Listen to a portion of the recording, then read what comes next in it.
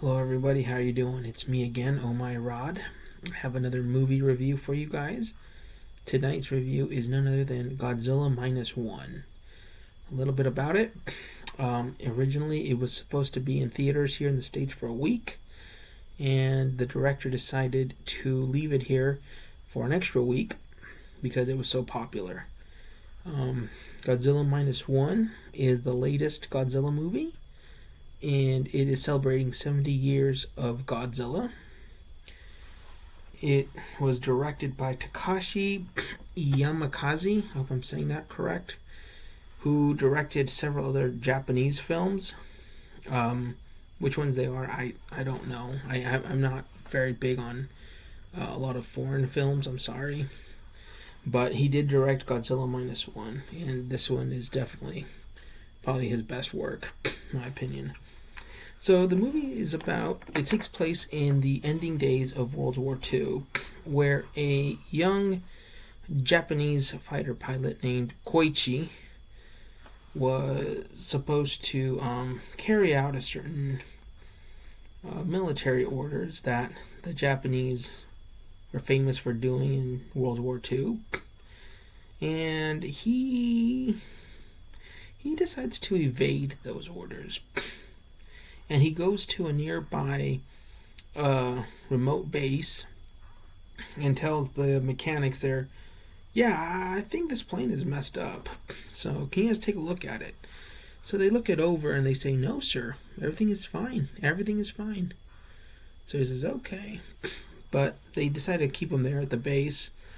And the night that he's there hanging out with his fellow military personnel, they hear some strange noises, and out emerges Godzilla. Of course, these guys were terrified. They've never seen anything like it. So they start attacking it, only for Godzilla to annihilate them. He ends up waking up the next day thinking it was all a bad dream and it was all real.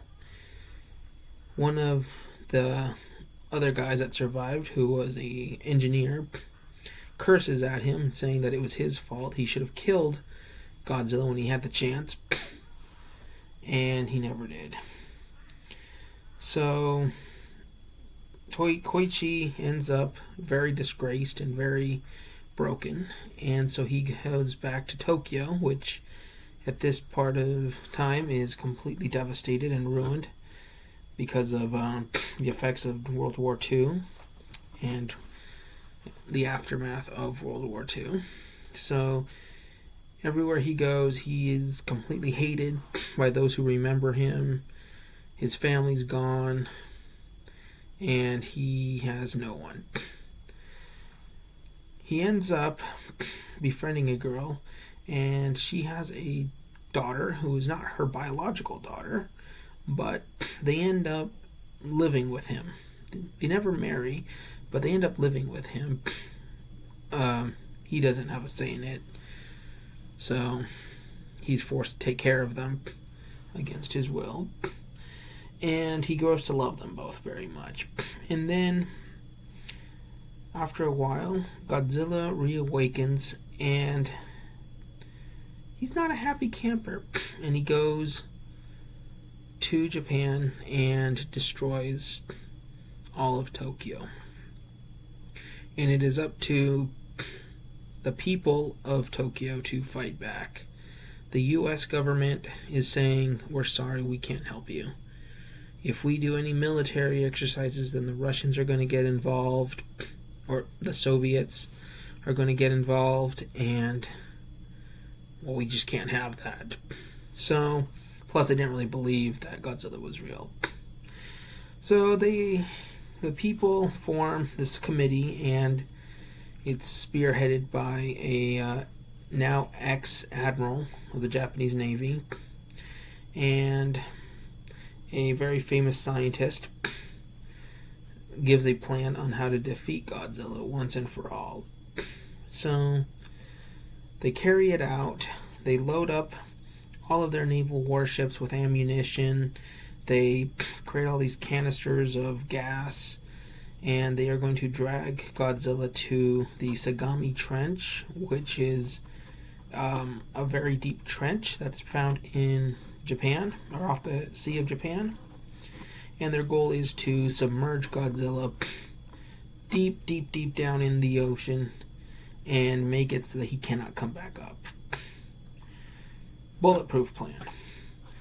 Koichi is so tormented by his past at this time, and because of what he's seen Godzilla do, that he decides he wants to use his fighter pilot skills one last time.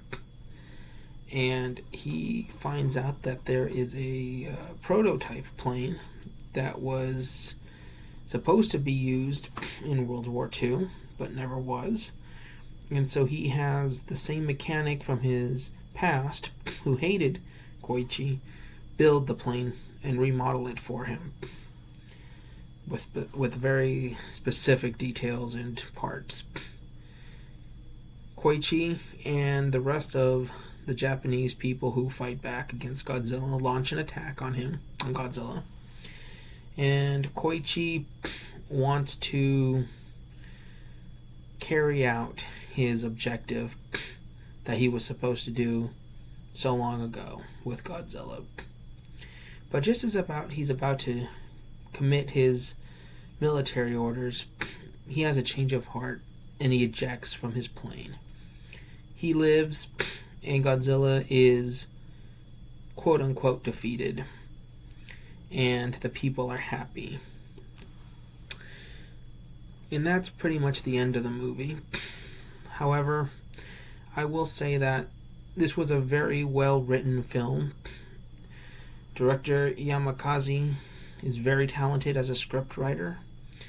His filming is very, very well done.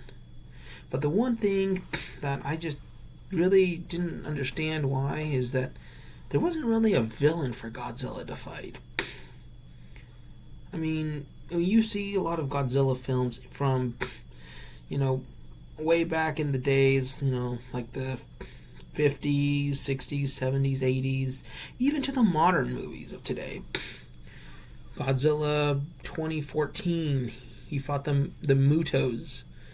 In Godzilla, 2019? King of the Monsters?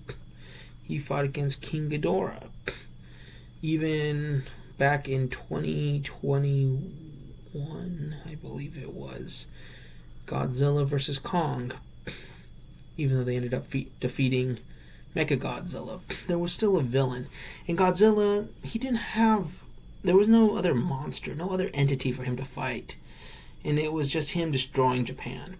And for me, it just kind of was strange to see that.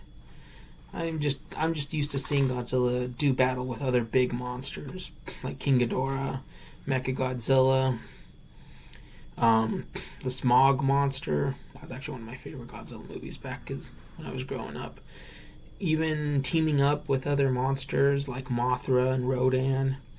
But this film, overall, is very well done. If you do get the chance to see it, I really recommend you go and get a copy of it or watch it in theaters before it's gone. It's very well made. It is in Japanese, so for any of us who don't speak Japanese, there are subtitles, so you're going to have to do a lot of reading. But aside from that, it's a fantastic movie, one that I really recommend anybody to go watch. And I hope you guys are doing well, and I'll catch you on the next one. God bless. Bye-bye.